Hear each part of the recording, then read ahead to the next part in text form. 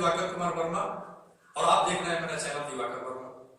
पूरा विश्व आज एक बहुत बड़ी चुनौती का सामना कर रहा है, एक बहुत बड़ी समस्या से जूझ रहा है और उसका नाम है कोविड-19। पूरा विश्व में आज करोड़ों लोग इस महामारी के शिकार हो चुके हैं।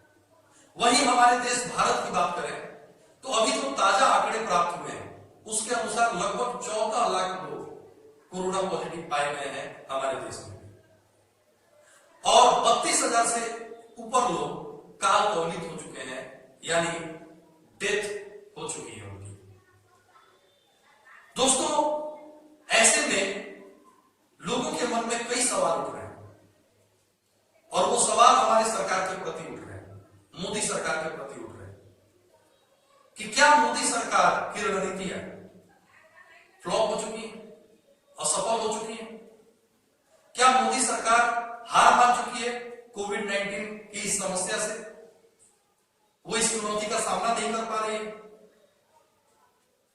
या हमारी सरकार सब कुछ भगवान भरोसे छोड़ चुकी है?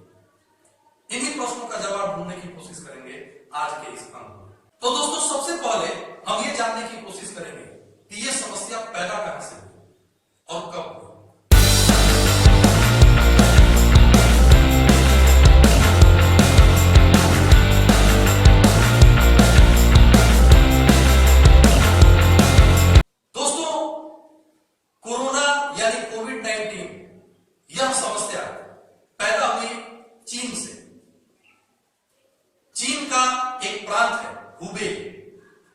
वहां पर एक श्रिम्प सेलर जिनकी उम्र तकरीबन 55 साल की थी, श्रिम्प सेलर कहने का मतलब जो झींगा बेचते थे, उनमें सबसे पहले यह संक्रमण पाया गया, मतलब जो रजिस्टर हुआ था, और तारीख थी 17 नवंबर 2019। तब से लेकर आज तक यह पूरी दुनिया में फैल चुकी है। भारत में पहला केस जो कोविड-19 का रजिस्टर हुआ वो हुआ केरल, और केरल में कोविड-19 से संक्रमित जिस व्यक्ति का पता चला वो व्यक्ति भी चीन के वुहान यूनिवर्सिटी में अध्ययन करते थे। यानी भारत में भी अगर एक तरह से देखा जाए तो इसकी शुरुआत चाइना के कारण ही हुई। पूरे विश्व में यह समस्या चाइना के कारण ही फैली, लेकिन समस्या चाहे जिसके कारण भी फैली, सबसे बड़ी बात है कि हम उस समस्या का सामना कैसे कर रहे हैं।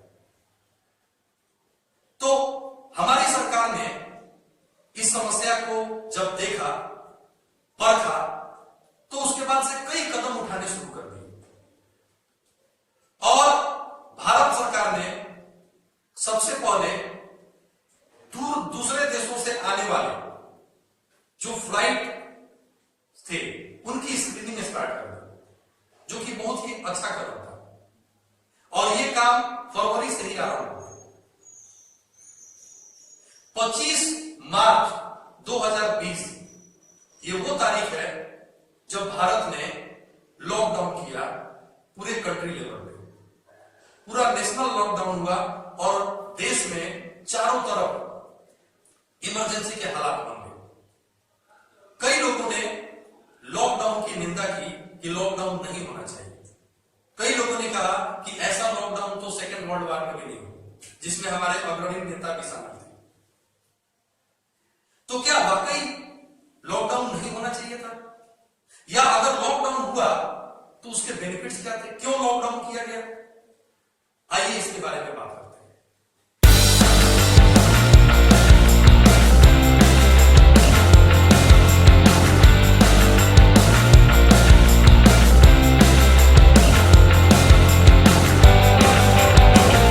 तो लॉकडाउन क्यों हुआ, पहले इसकी चर्चा करते हैं। दोस्तों, ये जो कोविड-19 की समस्या है, ये हमारे ही देश नहीं, पूरे विश्व के लिए एक नई समस्या है, एक नया चैलेंज है। कई सारे लोग लॉकडाउन को क्रिटिसाइज कर रहे थे जब ये लॉकडाउन किया गया कि अरे हमारा देश बहुत गरीब है, हमारे देश में इतने सारे लोग हैं जो रोज कमाते हैं, रोज खाते हैं, अगर वो लोग रुक जाएंगे या वो लोग अगर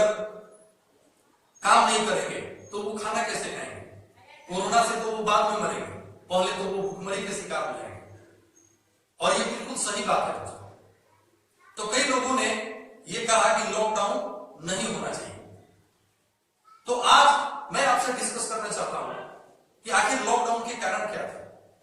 सरकार ने लॉकडाउन जैसा कड़ा फैसला किया क्यों? तो दोस्तों इसके कई कारण हैं।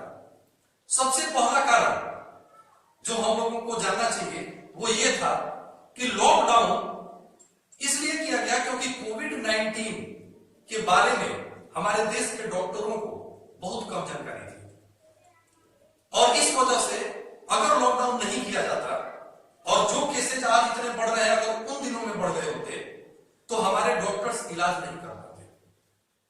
तो सबसे पहला लक्ष्य था लॉकडाउन का कि हमारे जितने भी डॉक्टर्स हैं जो इस देश की सेवा कर रहे हैं वो सभी डॉक्टर्स कोविड-19 के बारे में पूरी जानकारी हासिल कर, ताकि आने वाले समय में अगर केसेस बढ़ते हैं तो वो लोगों का सही ट्रीटमेंट कर सके। दूसरा कारण था कि हमारे देश में टेस्टिंग किट्स अवेलेबल नहीं थे, यानी कि कोई व्यक्ति अगर कोरोना से पॉजिटिव होता भी तो हमें पता नहीं चल पाता कि वो कोरोना से पॉजिटिव है, और ये एक बहुत बड़ी समस्या हो जाती है। तो हमारे देश के हर कोने में टेस्टिंग किट्स अवेलेबल करवाना सरकार का दूसरा कर्तव्य था और लक्ष्य भी था इस लॉकडाउन के दौरान।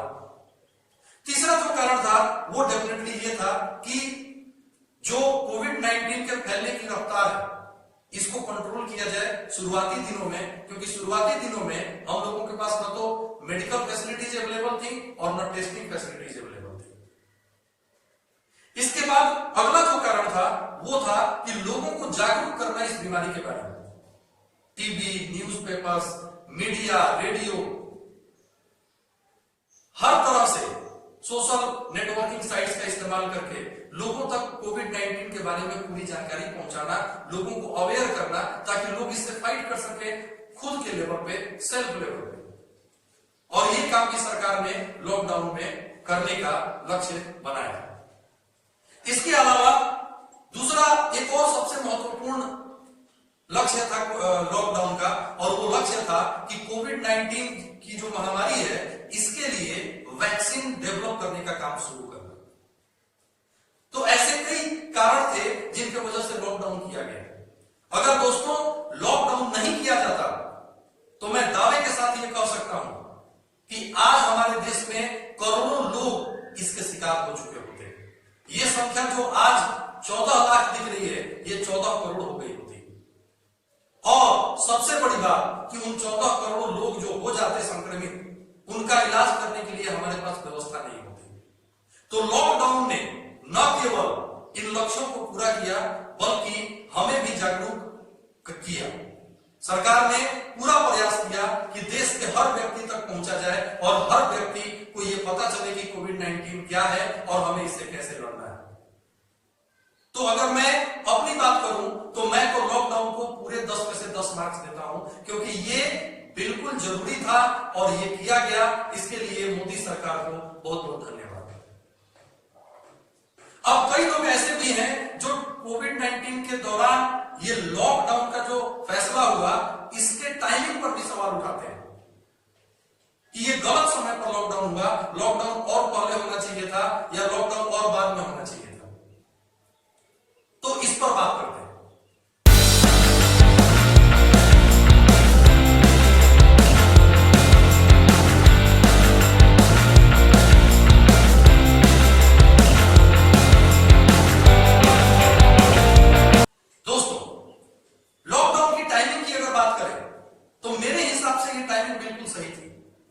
और मैं जो तर्क देने वाला हूं, जो इंफॉर्मेशन आपसे शेयर करने वाला हूं, उसकी जानकारी या इंफॉर्मेशन मिलने के बाद आप भी यही बात कहेंगे कि लॉकडाउन की टाइमिंग बिल्कुल सही थी जो हमारी सरकार ने लिया था।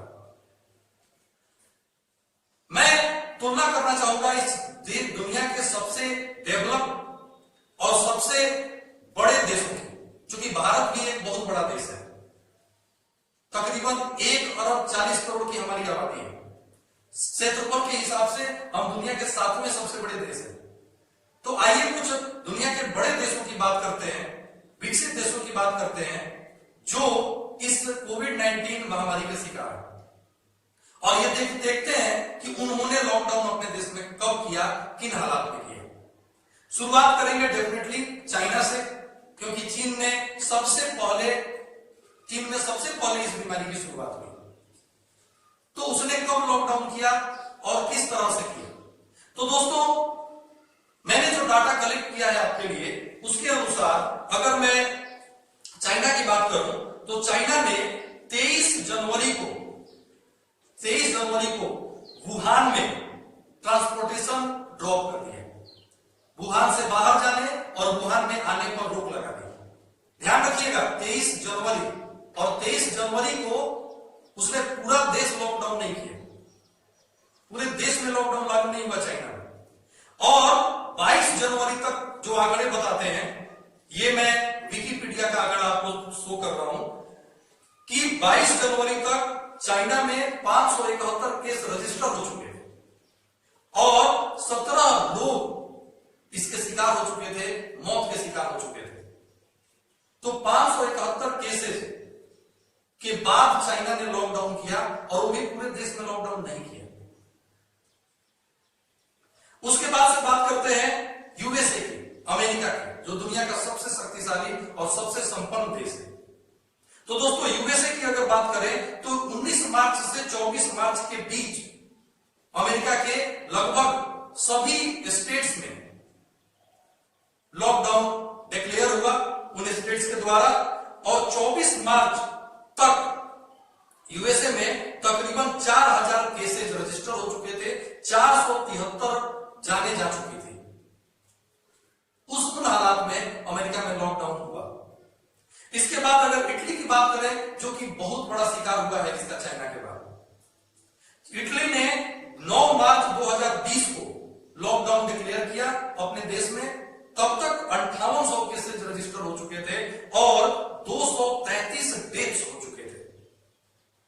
इसके बाद रसिया की बात अगर करें तो रसिया ने 28 मार्च से एक तरह से लॉकडाउन की शुरुआत की, और 28 मार्च के पहले तक लगभग 1000 का आंकड़ा क्रॉस हो चुका था जो रजिस्टर थे रसिया में। इसके बाद अगर मैं ब्राजील की बात करूं तो ये मैं बात कर रहा हूं दुनिया के कुछ सबसे बड़े देशों की, सबसे डेवलप्ड और जो जिनमें मेडिकल फैसिलिटीज बहुत ही बेहतरीन है, उनकी। ब्राजील ने 27 मार्च को डिक्लेयर किया लॉकडाउन, और उस समय वहां पर जो कोरोना के केसेस थे वो थे 2915। अब आइए भारत की भी बात कर लेते हैं। मोदी सरकार ने 25 मार्च को जब लॉकडाउन डिक्लेयर किया, उस समय भारत में जो केसेस थे वो थे 564। तो क्या भारत ने बहुत देर से लॉकडाउन किया? इसका जवाब अब आपको मिल गया। तो दोस्तों, लॉकडाउन डिक्लेयर करने में भारत ने न तो कोई जल्दीबाजी की, क्योंकि लॉकडाउन करना काफी नहीं था। लॉकडाउन करने के पहले सरकार को यह एश्योर करना था कि लॉकडाउन के दौरान हमारे देश में इतने सारे जो गरीब लोग हैं, करोड़ों गरीब लोग हैं, उनको भोजन मिल पाए। और इसको पूरी तरह से ये निश्चित होने के बाद ही सरकार लॉकडाउन डिक्लेयर कर सकती थी, और सरकार ने भी वही किया। तो मोदी सरकार की जो टाइमिंग थी लॉकडाउन डिक्लेयर करने की, वो बिल्कुल सही थी, ये मुझे लगता है। बाकी फैसला मैं आपके ऊपर छोड़ता हूं।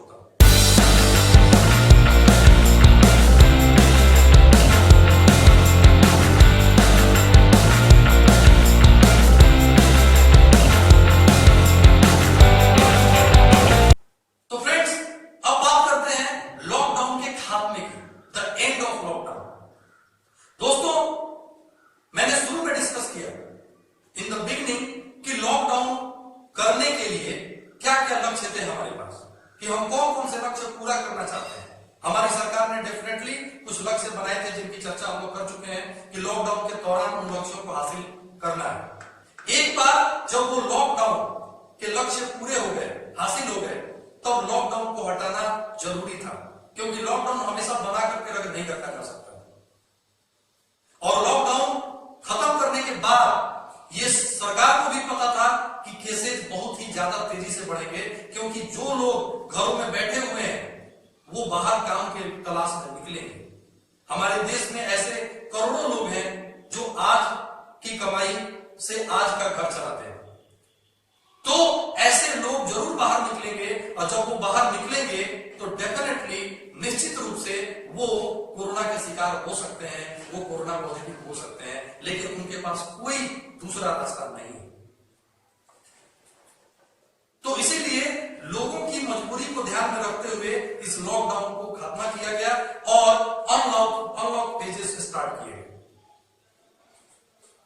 तो दोस्तों, यहां पर भी सरकार ने बहुत ही सही समय पर फैसला किया, जिससे कि लोगों की रोजी रोटी सही तरीके से चल सके। और लॉकडाउन में के बाद हालांकि ये पता था कि केसेस बहुत तेजी से बढ़ेंगे, लेकिन ये केसेस उतनी तेजी से नहीं बढ़ते जितनी तेजी से आज बढ़ गए। क्यों? इसलिए कि इसमें कई करोड़ों लोगों की लापरवाही भी शामिल है। ये बात सही है कि हमारे देश में बहुत सारे लोग मजबूर हैं बाहर निकलने के लिए, लेकिन बहुत सारे ऐसे भी लोग हैं जो मजबूरी में नहीं, शौक से बाहर निकलते हैं। आज भी आप बाजारों में देखेंगे, भीड़ भाड़ के इलाकों में देखेंगे तो कई सारे लोग ऐसे हैं जो मास्क का इस्तेमाल नहीं करते। तो ये किसकी गलती है? क्या ये सरकार की गलती है? क्या ये मोदी सरकार की गलती है? जी नहीं दोस्तों, ये हमारी गलती है, ये आपकी गलती है। तो दोस्तों, कोरोना के खिलाफ जो जंग चल रही है, इससे लड़ना केवल सरकार का कार्य नहीं, ये हमारा और आपका भी काम है। तो मैं आप सबसे गुजारिश करता हूं, रिक्वेस्ट करता हूं कि आप सब सतर्क हो जाएं।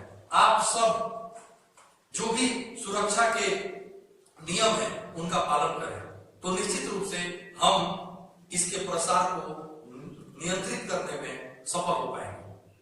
दोस्तों, अंत में मैं आपको कुछ पॉजिटिव न्यूज और कुछ पॉजिटिव या अच्छी खबरें देकर के इस वीडियो को खत्म करना चाहूंगा।